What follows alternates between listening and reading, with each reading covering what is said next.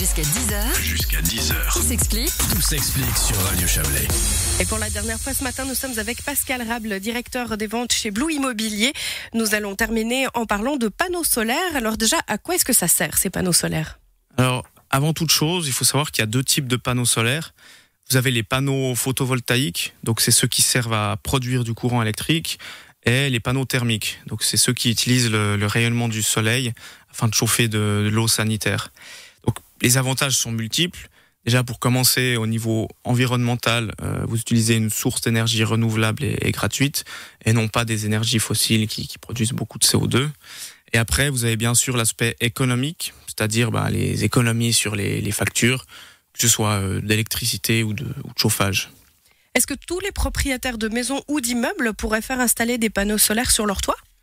Alors, dans la majorité des cas, c'est possible, à l'exception de certains bâtiments classés et protégés.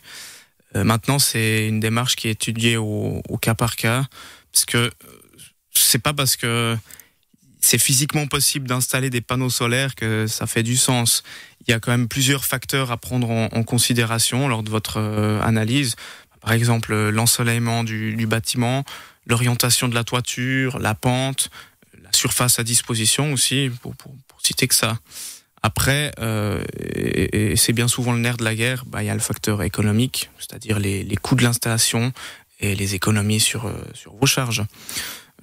Le rendement économique des panneaux solaires dépendra également des installations annexes, par exemple au niveau de votre système de chauffage. Il faut savoir que les panneaux photovoltaïques sont beaucoup plus rentables si vous consommez votre propre électricité, notamment avec des pompes à chaleur qui sont assez gourmandes en énergie.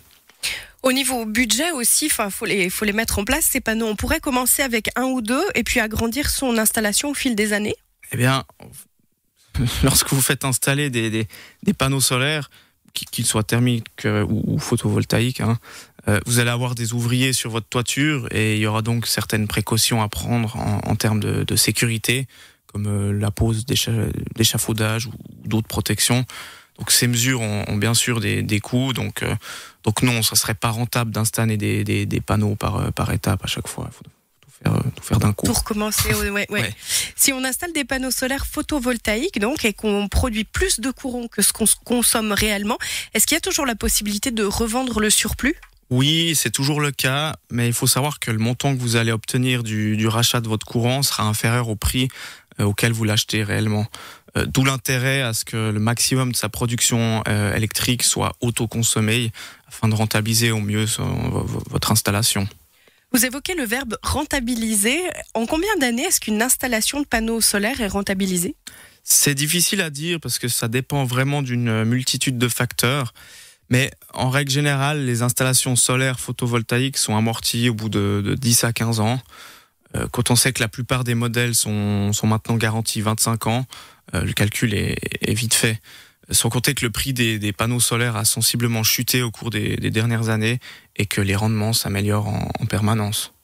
Et qu'est-ce qu'on peut dire des subventions à ce sujet-là ? Alors sur le plan fédéral, les installations photovoltaïques sont soutenues par une rétribution unique. Cette subvention couvre un maximum de 30% des coûts d'investissement. Donc concrètement, le soutien comprend un montant de base et un montant qui est lié à la puissance par kilowatt installé. Pour ce qui concerne les panneaux solaires donc thermiques, il y a également des subventions mais qui sont cantonales. Par ailleurs, en plus des subventions, faut quand même pas oublier que lorsque vous faites installer des panneaux solaires donc sur un bâtiment existant, les coûts d'investissement sont déductibles des impôts. Donc si vous cumulez tous ces 3 points, ainsi que les économies que vous réaliserez sur vos factures, c'est vraiment un aspect qui peut être intéressant pour vous. On arrive gentiment au bout de cette émission. Pascal, est-ce que vous auriez un dernier conseil à donner à nos auditeurs qui hésitent à se lancer dans des rénovations ? Alors oui, j'invite vraiment tous les auditeurs qui ont la chance d'être propriétaires à se pencher sérieusement sur cette question des rénovations immobilières, notamment si votre bâtiment a été construit avant les années 2000. En dehors de l'impact écologique, vous seriez surpris de l'incidence qu'une rénovation, même partielle, aura sur vos charges de chauffage notamment.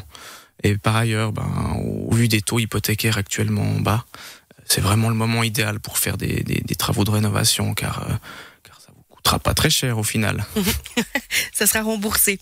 Pascal Rable, vous êtes le directeur des ventes chez Blue Immobilier SA. Je vous remercie beaucoup d'avoir été avec nous. Merci à vous, puis bonne journée à tous. Merci et belle fête de fin d'année. Merci, pareillement. La rubrique immobilière avec Blue Immobilier SA. Achat, vente et mise en valeur de votre bien immobilier. www.blueimmobilier.ca